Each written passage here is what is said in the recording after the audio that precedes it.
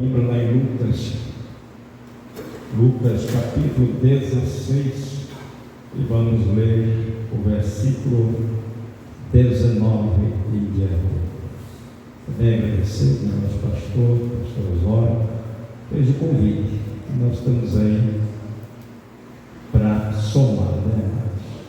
Lucas capítulo 16 e o versículo 19 em diante. Todos acharam? Glórias a Deus, que diz assim a palavra do Senhor. Ora, havia um certo homem rico que se vestia de púrpura e de linho finíssimo, e que todos os dias se regalava esplendidamente.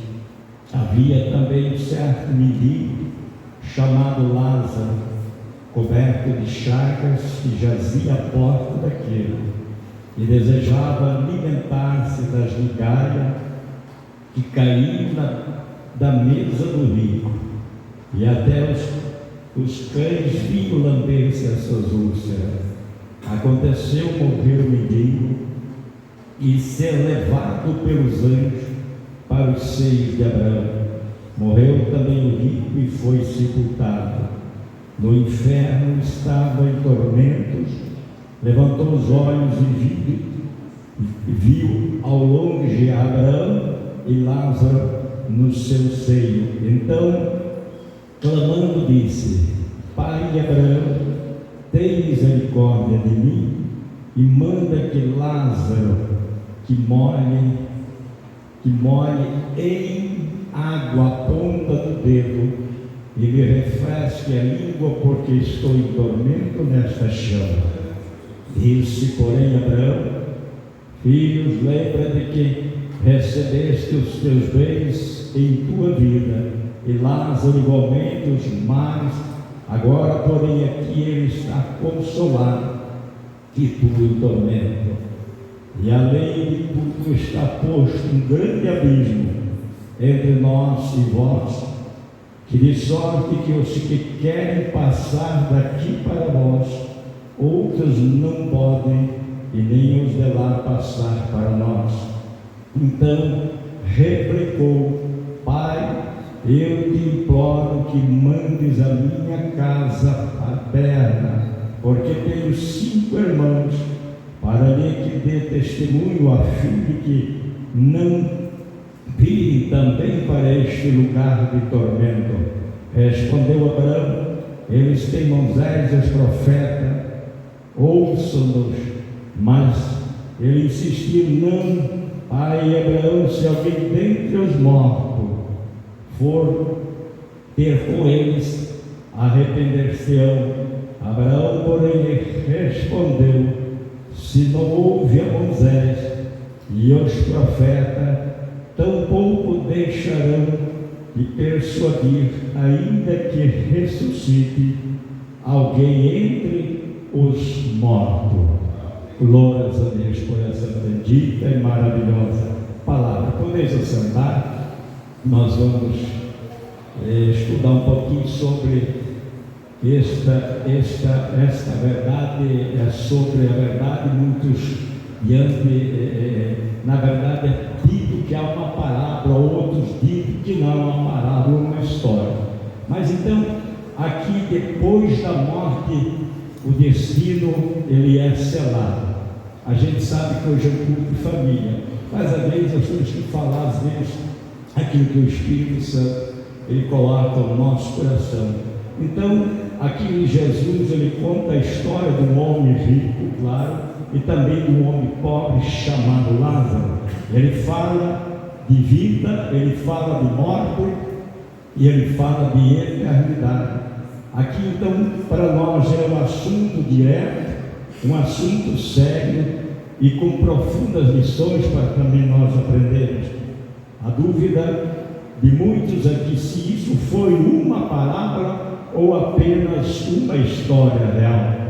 Mas mesmo assim, sendo uma parábola, Jesus nunca usou de mentira para ensinar as verdades, para que nós compreendamos. Então, o importante é a verdade que o texto nos ensina sobre egoísmo, sobre juízo e também sobre a eternidade, para nós entendermos que aqui o contexto do capítulo 16, Jesus ele está confrontando os fariseus. Quem está com a Bíblia pode acompanhar.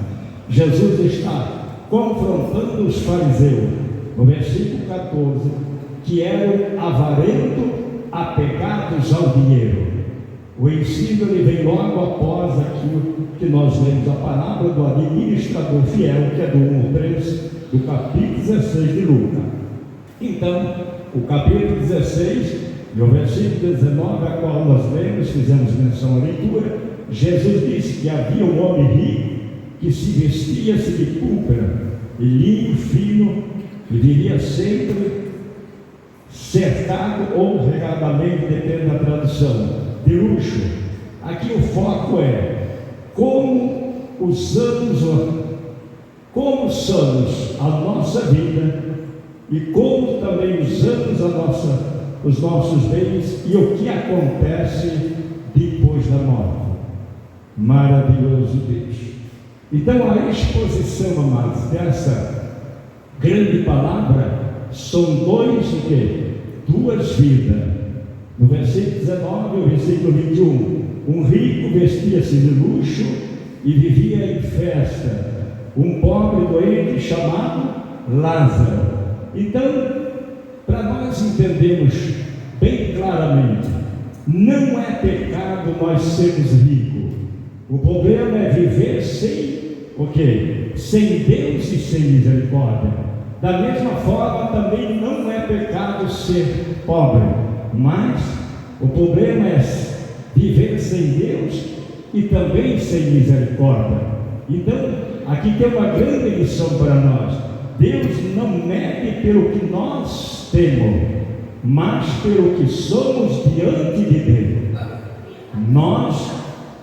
Deus não mede pelo que nós temos, mas pelo que nós somos diante dele. Nós podemos ser pobres, mas ter nome diante de Deus, assim como Lázaro. Que se nós olharmos aqui dentro da leitura a qual foi feita, o rico nem nome teve. Então, a sua insignificância aqui espiritual é tão grande que não foi notada. Então, o que acontece? O rico, ele morre, e o pobre também ele morre. Então, são dois destinos eternos, 22 e 23 versículos. Ambos morreram.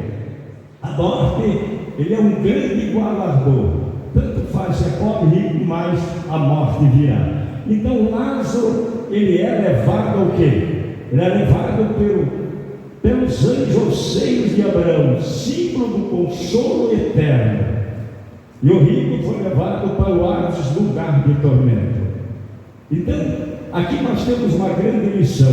Após a morte não há mudança de destino, versículo 26. Não existe reencarnação, não existe, amados, purgatório, e também não existe a segunda chance. A vida presente, ela define o quê? Aonde nós passaremos o quê? A eternidade. Para nós entendermos o tormento do rico, no versículo 24 e no 26. Ele sente dor, ele clama por quê? Por alívio, mas já é tarde demais. Ele pede que Lázaro molhe apenas a ponta do dedo para refrescar o que é a sua língua. Mas nisso, diante, não é concebido. Abraão lhe responde, a qual nós lemos: há um grande abismo que separa os sábios dos perdidos. Então nós temos mais uma lição grande aqui para nós. O inferno, ele é real, amados. Ele é consciente, ele é irreversível, ele não tem volta, para nós entender. O céu, ele é consolo eterno para quem sofreu com fé em Cristo,